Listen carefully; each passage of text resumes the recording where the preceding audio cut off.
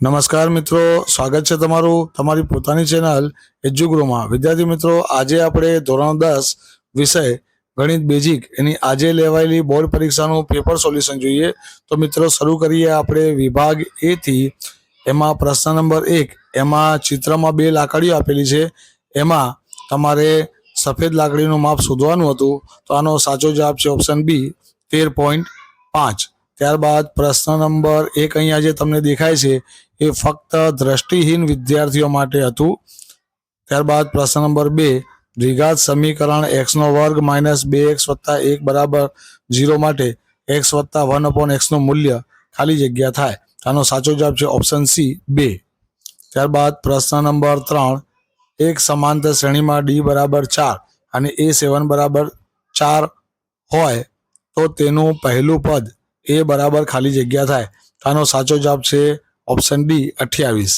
ત્યારબાદ બે બિંદુઓ વચ્ચેનું અંતર શોધવાનું હતું, એમાં સાચો જવાબ વિદ્યાર્થી મિત્રો તમે જોઈ શકો છો ઓપ્શન બી 5 એકમ છે। ત્યારબાદ પ્રશ્ન નંબર 5, જો sin² θ બરાબર 1/2 છે તો tan² θ નું માપ ખાલી જગ્યા થાય। તો આનો સાચો જવાબ છે 1। ત્યારબાદ પ્રશ્ન નંબર 6, એનો સાચો જવાબ છે 27। ત્યારબાદ આપણે ખાલી જગ્યા પૂરવાની છે, એમાં પ્રશ્ન નંબર 7, એમાં જવાબ આવે 0। ત્યારબાદ પ્રશ્ન નંબર 8 તરફ જઈએ, એમાં તમે જોઈ શકો છો આપણને એક બહુપદી આપી છે, એનો આપણે a × b નું માપ શોધવાનું હતું, તેનો જવાબ છે 5।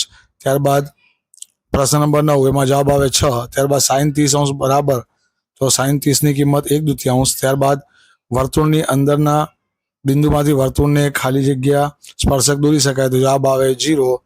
ત્યારબાદ પ્રશ્ન નંબર 12, એમાં કેટલાક અવલોકનો આપેલા છે, એનો બહુલક શોધવાનો હતો, તો જવાબ આવે 3। ત્યારબાદ ખરા ખોટા જોઈએ, એમાં પ્રશ્ન નંબર 13, વર્ગમૂળમાં 2 એ અસમય સંખ્યા છે, તો આ વિધાન સાચું છે। ત્યારબાદ 12, 15 અને 21 નો ગુસા 1 છે, આ વિધાન ખોટું છે। ત્યારબાદ વર્ગમૂળમાં 3x + 5 એ સુરેખ બહુપદી છે, આ વિધાન સાચું છે। ત્યારબાદ ઘટના e ની સંભાવના અને ઘટના e નહીંની સંભાવનાનો સરવાળો 1 થાય, તો આ વિધાન સાચું છે। ત્યારબાદ આપણે આગળ વધીએ, પ્રશ્ન નંબર 17, અહીંયા આપણને કેટલાક પદો આપેલા છે, આ સમાંતર શ્રેણી છે કે નહીં તે તમારે લખવાનું છે, તો આપેલ શ્રેણી સમાંતર શ્રેણી નથી।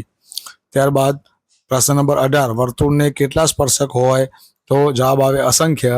ત્યારબાદ ઘટના a ની સંભાવના 0.65 હોય તો ઘટના એની પૂરક ઘટનાની સંભાવના શોધવાની હતી, જવાબ આવે 0.35। ત્યારબાદ પ્રશ્ન નંબર 20, આપેલ આવૃત્તિ વિતરણમાંથી બહુલકીય વર્ગ શોધવાનો હતો, તો વિદ્યાર્થી મિત્રો આનો જવાબ આવે 3 થી 5। ત્યારબાદ નળાકારની વક્ર સપાટીનું ક્ષેત્રફળ તો 2πrh અને શંકુનું ઘનફળ શોધવાનું સૂત્ર 1/3 πr²h। ત્યારબાદ આ ત્રિજ્યાવાળા વર્તુળનું પરિઘ શોધવાનું સૂત્ર તો 2πr અને થીટા ખૂણાવાળા લઘુવૃત્તાંશનું ક્ષેત્રફળ શોધવાનું સૂત્ર πr²θ/360। તો અહીંયા સેક્શન એનું સોલ્યુશન પૂરું થાય છે। ત્યારબાદ સેક્શન બીમાં તમારે 13 પ્રશ્નોમાંથી કોઈ પણ 9 પ્રશ્નોના ઉત્તર લખવાના હતા। વિદ્યાર્થી મિત્રો, મેં તમને જે IMP પ્રશ્નો કીધા હતા એ અહીંયા પૂછાયા છે। ત્યારબાદ વિભાગ સી, તો વિભાગ સીમાં તમારે 9 પ્રશ્નોમાંથી કોઈ પણ 6 પ્રશ્નના ઉત્તર લખવાના હતા। ત્યારબાદ આપણે આગળ વધીએ, તો વિદ્યાર્થી મિત્રો હવે આપણે સેક્શન ડી તરફ જઈએ। તો સેક્શન ડી મેં તમને એક જ IMP પ્રમેય કીધો, તો સમપ્રમાણતાનો મૂળભૂત પ્રમેય એ પ્રશ્ન નંબર 47માં પૂછાઈ ગયો। ત્યારબાદ આંકડાશાસ્ત્ર ચેપ્ટર તૈયાર કરવાનું કીધું હતું, એમાં આંકડાશાસ્ત્ર ચેપ્ટરમાંથી પ્રશ્ન નંબર 51 અને પ્રશ્ન નંબર 52 એ આંકડાશાસ્ત્ર ચેપ્ટરના હતા। ત્યારબાદ મેં તમને સંભાવના ચેપ્ટર આખું તૈયાર કરવાનું કીધું હતું, એ સંભાવના ચેપ્ટરમાંથી પણ 2 પ્રશ્નો પૂછાયા છે, પ્રશ્ન નંબર 53 અને પ્રશ્ન નંબર 54। તો વિદ્યાર્થી મિત્રો આશા રાખું છું કે તમારું ગણિતનું પેપર એ ખૂબ સારું ગયું હશે। મિત્રો નેક્સ્ટ પેપર માટે તમને બધાને wish you all the best.